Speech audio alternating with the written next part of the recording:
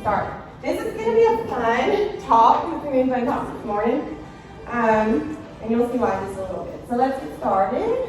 So this is what we're aiming for today. Hopefully by the time that we leave here, you guys are going to be able to, just differentiate between specs-based grading and those traditional grading systems that tend to be points-based, right?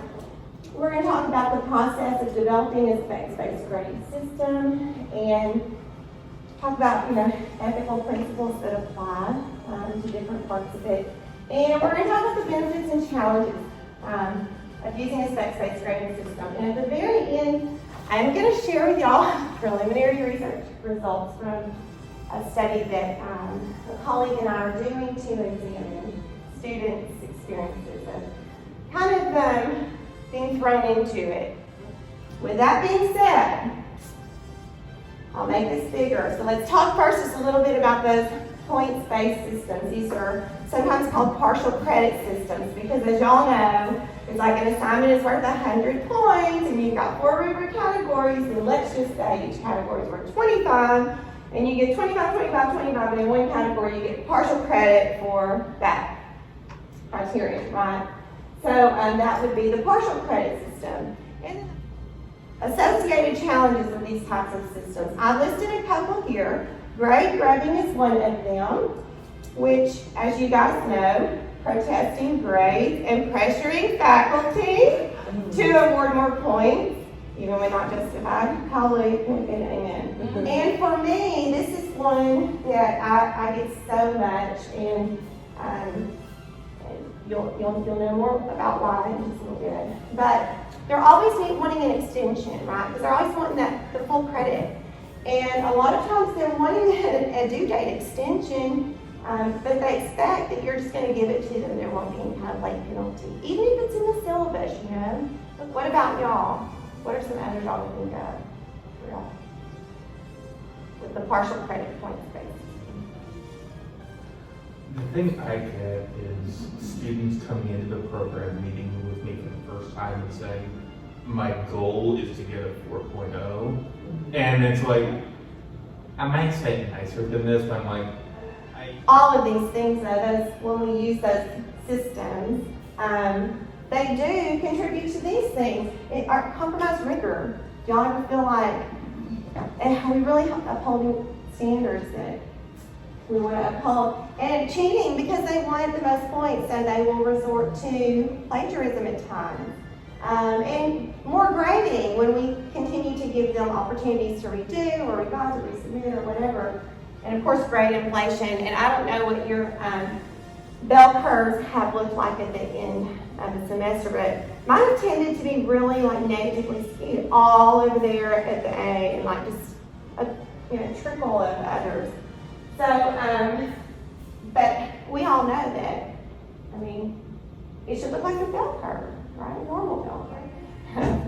Mark, what I'm going to do now is I'm going to show you. I'm going to just put myself out there, show you what I did, what I implemented, how it went down. I'm going to tell you about all the mistakes I made, but all the things that went well too. And I'm going to present preliminary research results that let you know what students were thinking about as they were going through. So here we go. We have 4 programs: school counseling, marriage and family, clinical mental health, and clinical certificate for those folks who got the school counseling degree and want to come back, right? Get an LPC license or whatnot. About 2,500 total students across all the programs. It's a lot. The course that we implemented it with was the multicultural counseling course.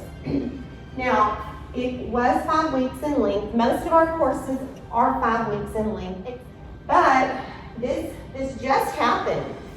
So our students they start the fall semester, for example, and they have one 5-week course. When it ends, they have one more 5-week course, and then they finish out. So we have 3 5-week periods. This was the third 5 weeks of this past fall semester, and that's when we did it. So now we have 4 instructors, and each instructor had 3 to 4 sections, and each section has 50 to 60 apiece. A lot of students taking multicultural counseling last fall. But here's the thing too, it's one of our few courses that only is offered once a year. So then you have almost everybody in the program. Okay, so for me, I was teaching it, I was one of the four. I had 3 sections. I had 2 IAs. One of my IA's assistants was helping me with 2 of the sections, and I had the other just with 1. And I had right exactly 160 students across those 3 sections. So, thoughts about that? Are y'all ready to hear? Okay.